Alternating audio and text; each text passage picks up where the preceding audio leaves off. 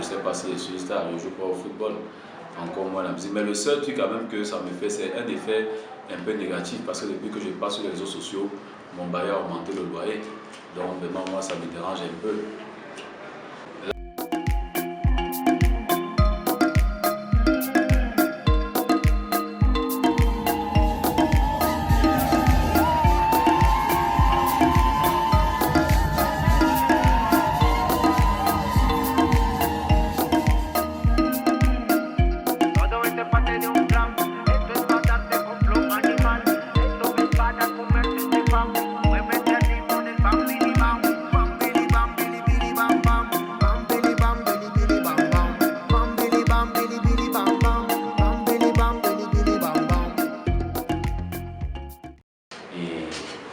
C'est vrai qu'au départ, ça me gênait un peu parce que quand on disait mais danseurs, c'était comme si le rôle était uniquement de danser, sans toutefois qu'on voit ici qui a un back-office.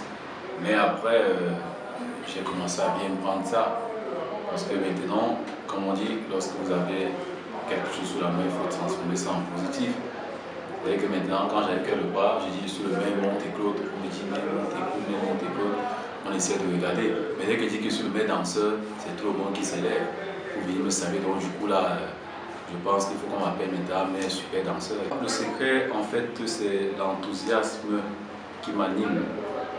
Savoir que se lever et procurer du bonheur à des personnes, ça veut dire c'est ça le secret.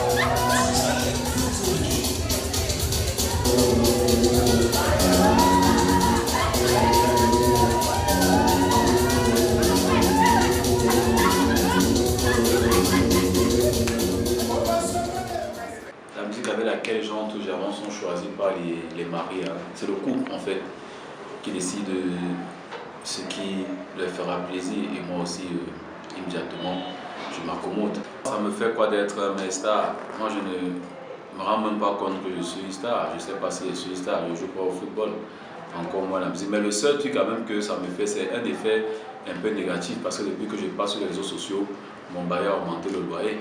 Donc vraiment moi ça me dérange un peu. La première inspiration par rapport à mon entrée en dansant, je pense que c'est Dieu. Hein.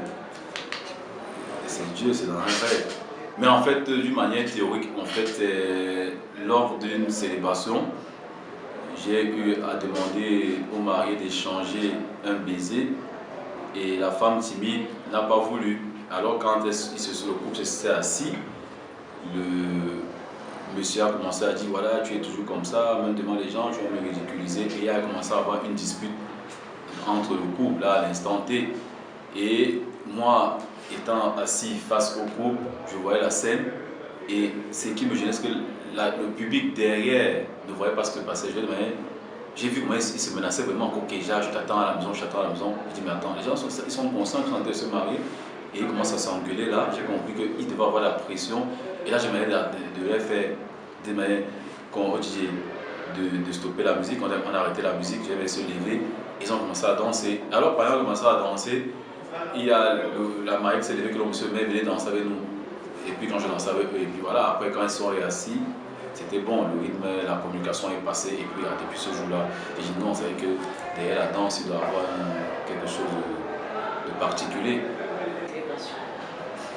C'est vrai qu'au départ, c'était vraiment toute une joie de le faire. Mais maintenant, avant chaque célébration, il y a beaucoup de pression parce que je me rends compte que lorsqu'on arrive déjà et que les gens commencent à demander c'est lequel mec qui va célébrer, on dit ah c'est le meilleur monté, ah c'est le meilleur danseur. Et là, vous voyez, et toute la salle a d'effervescence. Et quand vous avez vous dites, est-ce que je serai à la hauteur? Donc du coup, il y a beaucoup cette pression. Il y a cette pression en fait qui m'anime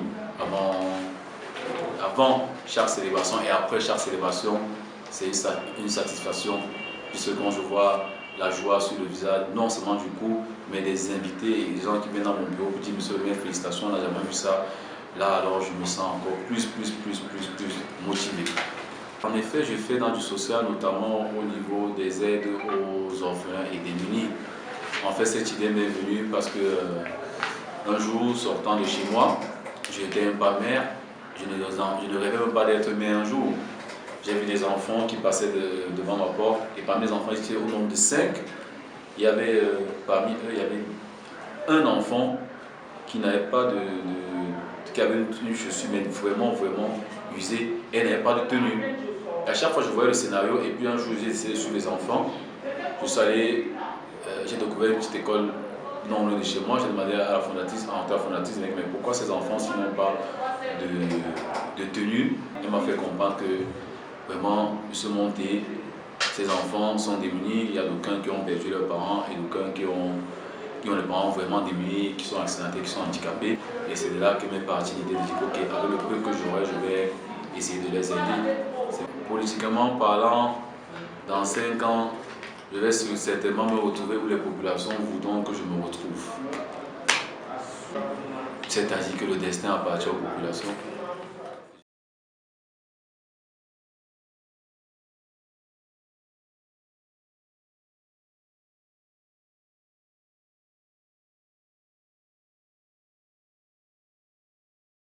La la la la la la la la la la la la la la.